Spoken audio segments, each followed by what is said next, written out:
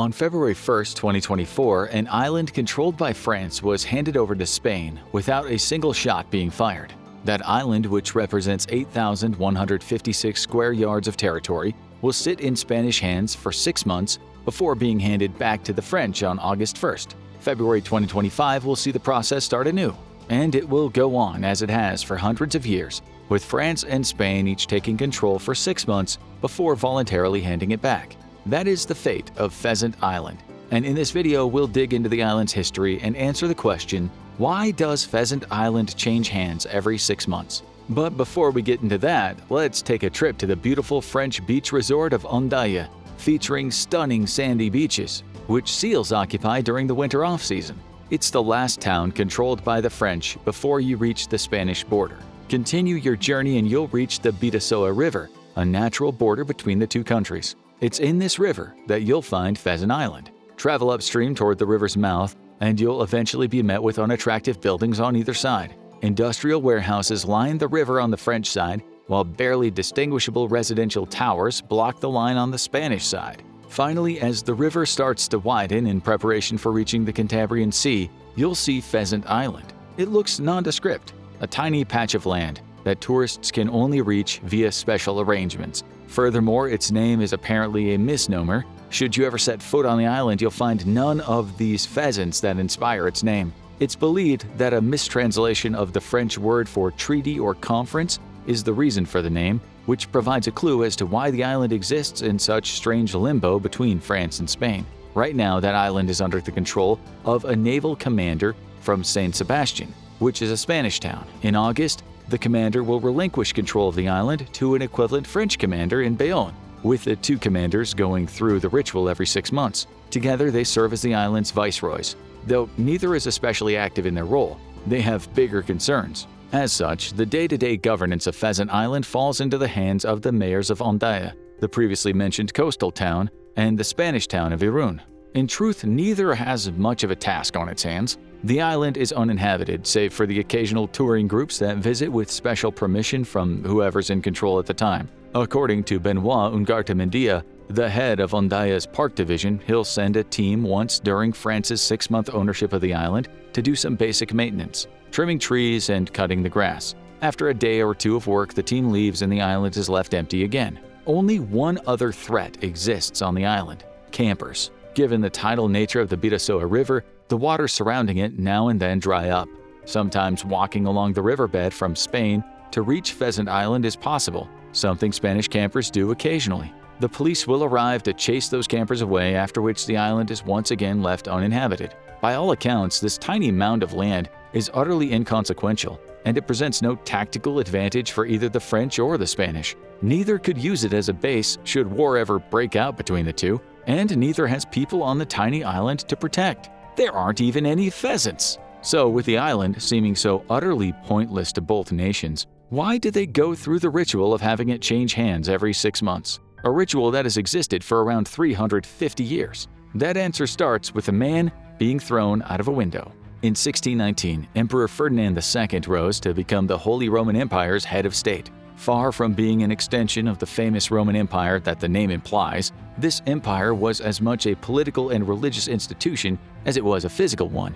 At various times, it held territory in Germany, France, Italy, and Spain, with its rulers typically being Germanic in heritage. The Holy Roman Empire existed between 800 and 1806. However, it was under Ferdinand II that it engaged in a religious crusade, ultimately leading to a war between France and Spain. Ferdinand II wished to force all the empire's citizens to convert to Catholicism. The emperor attempted to start his forced conversion closer to home. In 1618, the year before his ascension to emperor, Ferdinand issued his decree on Catholicism and sent his representatives to Prague Castle to announce their forced conversion.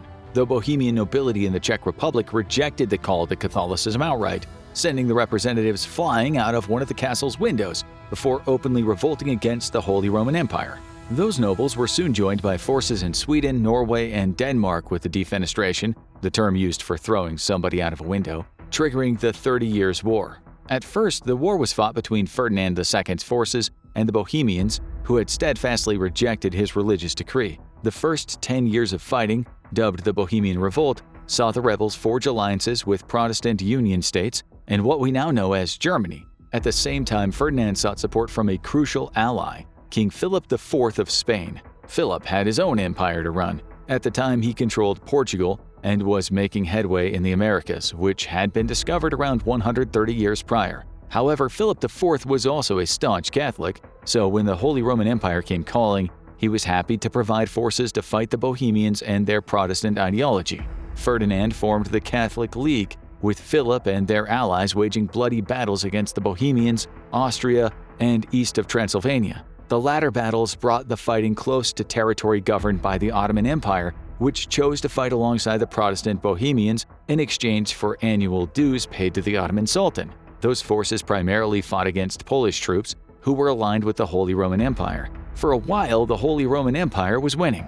While the empire's combined forces fended off the Bohemians and the Ottomans to the east, the Spanish army joined forces with the Catholic League, which consisted of several states in France, Belgium, and Germany to fight in northern Austria. The combined forces overwhelmed the Protestant Union in the country, resulting in its dissolution, before traveling on to fight the armies of Denmark and Norway, which King Christian IV jointly governed. Christian IV supported the Protestant states in Austria that the Holy Roman Empire had managed to overthrow. Now he faced the prospect of fighting united Spanish and Catholic League forces on his doorstep.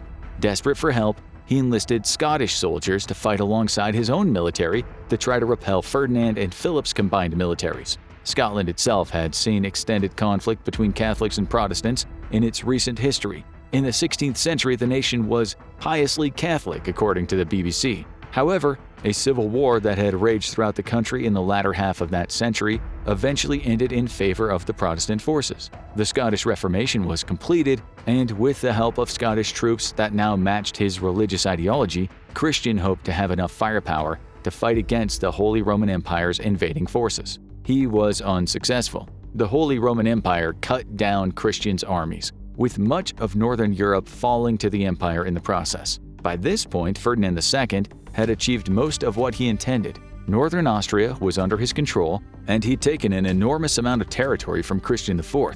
If the war had ended there, it would have been a conclusive victory for his Catholic forces. However, 1630 brought with it an unexpected development. Sweden entered the fray as a much more concerted force that year. Under the command of Gustavus Adolphus, Swedish forces joined the northern Protestants who were still fighting against Ferdinand Philip and the Catholic League, helping to push them back. For the first time during the conflict, Protestant forces were enjoying victories. That is, until the Battle of Lutzen in 1632. It was one of the war's most significant battles, with each side fielding around 19,000 troops and each experiencing a similar number of casualties, estimated to be between 5,000 to 6,000. What seemed like a stalemate on the surface ended up costing the Swedish troops dearly, as they lost Gustavus Adolphus in the fighting. The loss didn't spell the immediate destruction of the Swedish forces. They fought on for 3 more years, though they were far less organized after losing their leader. But they were placed at an even greater disadvantage when a Bohemian nobleman named Albrecht von Wallenstein, who ran against the grain of the Bohemians, who rebelled against the Holy Roman Empire, committed around 50,000 troops to Ferdinand II. His price? The right to pillage and plunder any territory that this massive army captured. Bolstered by this renewed support, Ferdinand was able to destroy the Swedish forces in 1635. The loss resulted in the signing of the Peace of Prague, which ultimately dissolved both the Protestant Union and the Catholic League, with the majority of the German Protestant states that had initially rebelled against Ferdinand ending up back under his empire's control. By now you probably have a question: where does France fit into all this? We've seen that Spain's involvement in the 30 Years' War was extensive, with Philip IV committing vast numbers of troops to support Ferdinand II in his Catholic crusade. The only mention of France so far has been in the French states that joined the Catholic League to support the Spanish, meaning that they were essentially allies of Spain during this time. And that should come as no surprise. Both Spain and France were Catholic countries when Ferdinand II asked them to join his war. Whatever territorial or border differences they might have had at the time, they were united in wanting to safeguard Catholicism in Europe and ideally spread that particular version of the Christian faith far and wide. But with the signing of the Peace of Prague came an end of the religious overtones that colored the war during its first 17 years. As we now know, there were still 13 more years of fighting that had yet to take place, and that fighting continued for a simple reason: France wasn't happy with the Peace of Prague. You see, France had never fully entered the war to support Ferdinand II and his Catholic forces. In fact, the French were actually rivals of the Holy Roman Empire, which is why only a select number of states controlled by the country joined the Catholic League. Worse yet, the Peace of Prague had failed to settle several of France's territorial claims, with the French being so unhappy at the Holy Roman Empire's seeming unwillingness to discuss these claims that it officially entered the war in 1635. At first, France didn't make any inroads against Ferdinand II's forces, even upon the emperor's own death in 1637. The French failed to take the territory they believed the Holy Roman Empire owed them. That's likely because France now faced an even bigger threat. Spain stayed allied with the Holy Roman Empire even as Ferdinand III succeeded Ferdinand II and later when Leopold I took charge. This partnership led Spain to help the empire fight back against the French and invade France. At first, France found itself losing. The Spanish forces advanced to the point where they'd almost reached Paris by 1636. However, France wasn't defeated. Under King Louis XIII, France made a decision that would have seemed unthinkable earlier in the war. It formed an alliance with Protestants, who were still trying to rid their territory of the influence of the Holy Roman Empire. With that alliance in place, France was able to repel the Spanish invaders that had been threatening Paris. Spain was pushed back to its borders, and even when supplemented with troops from the Holy Roman Empire, wasn't able to make inroads into France again for several years. To make matters worse for Spain, its southern borders with Portugal were now under threat. Though Spain controlled that nation throughout the war, the Portuguese saw an opportunity to revolt against Spain, so committed to the Holy Roman Empire's cause. More bad news came for Spain and the Holy Roman Empire when Sweden re-entered the fray. Though not as powerful as it had been under Gustavus Adolphus, the country could still reinforce French troops with more Protestant fighters. Suddenly, Spain faced fighting along most of its borders. But it wasn't going to be so easy to overcome, especially with the aid it was receiving from the Holy Roman Empire. Between 1637 and 1643, the two sides fought to what essentially amounted to a stalemate. Territory was occasionally captured on either side, though it would sometimes be lost or otherwise prove somewhat inconsequential. It wasn't until 1643 that two important events took place that saw the 30 Years' War take another turn. The combined kingdom of Denmark and Norway re-entered the fray, only this time they did so in support of the Holy Roman Empire. That alone would have spelled bad news for France and the Protestants that they were fighting with. But on May 14, 1643, the country's leader, Louis XIII, passed away, leaving his kingdom in the hands of his heir, Louis XIV. Louis XIV was just 5 years old. France faced a period of leadership uncertainty at a time when it was in an active war. For the time being, Louis XIV's mother, Anne of Austria, essentially led the country as regent to her son, assisted by an Italian diplomat named Cardinal Mazarin. France continued fighting. Though it managed to achieve some victories, it also suffered significant losses, such as its defeat at the Battle of Herbsthausen in 1645. Still, France's alliance with Sweden helped it to keep pushing back at the Holy Roman Empire. In 1648, the final battle of the 30 Years' War took place, with Sweden ultimately managing to capture Prague Castle, the site of the defenestration that started it all, leaving the Habsburgs, who led the Holy Roman Empire, in charge of only the Austrian territories it had started with. That same year brought the Peace of Westphalia and the end of the 30 Years' War. The conflict was one of the bloodiest in European history, costing the lives of around 450,000 people in combat.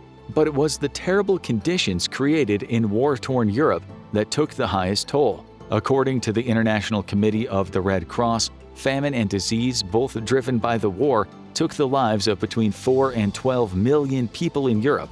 As much as 20% of the continent's population perished as a result of the fighting. Finally, the war was over. For most. Though the Holy Roman Empire was no longer a factor, Spain and France had yet to settle their differences. Though both countries were licking their wounds, with Spain in particular still fighting against Portuguese rebels in battles that would continue until the 1668 signing of the Treaty of Lisbon, they remained a state of open warfare with one another.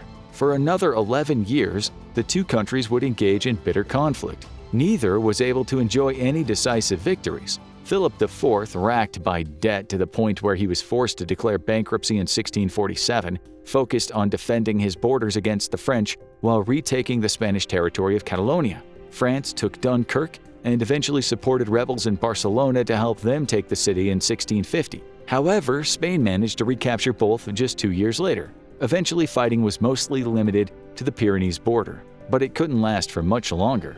Both France and Spain were exhausted financially and in terms of the losses endured due to the 30 Years' War and their ongoing conflict in the war's aftermath. Still, they kept on fighting. France managed to win important battles at Arras and Saint-Guillain between 1654 and 1656. Spain achieved similar victories at Valenciennes and Pavia during the same period. The fighting ultimately ended in a stalemate. France brought the British on board to help them, triggering the Anglo-Spanish War that lasted from 1654 to 1660. But the war was coming to its closing stages. By 1658, Philip IV had requested a truce with France. It was rejected.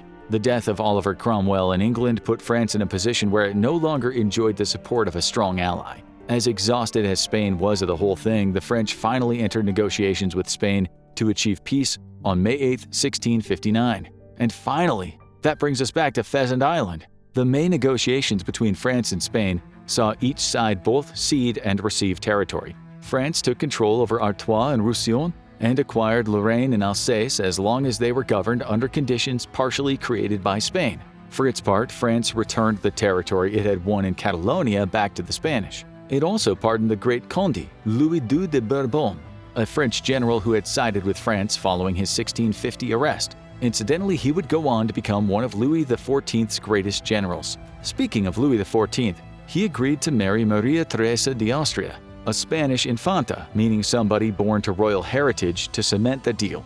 On November 7, 1659, the Peace of the Pyrenees was signed by France and Spain, settling their many border disputes. It was decided that the Bidasoa River would serve as a natural border between the two countries, with just one problem left to solve: the tiny island that sat in the middle of the river. Rather than arguing over who should control such a small piece of land, France and Spain chose to turn it into a monument of peace between the two nations. Each would control the island for 6 months before turning it over to the other. That agreement was marked by the wedding between Louis XIV and Maria Teresa de Austria, which took place on Pheasant Island as part of a symbolic gesture signifying the peace between the two countries. Of course, history has shown us that the peace between France and Spain didn't last. The two have found themselves at odds again and again at various points in history, not least of which when Napoleon occupied Spain in the early 1800s. But even during the fighting that came after the Peace of the Pyrenees, Pheasant Island's status as a dual-controlled island remained intact. All of which brings us to the final question we'll answer in the video. What is Pheasant Island really? The technical term for the island is condominium. Now, that doesn't mean it's a unit within an apartment block that's owned by the person who lives in that unit. However, the concept of shared ownership as a condominium essentially sees ownership of an apartment building split between the owners of each of the units in that building somewhat applies to Pheasant Island.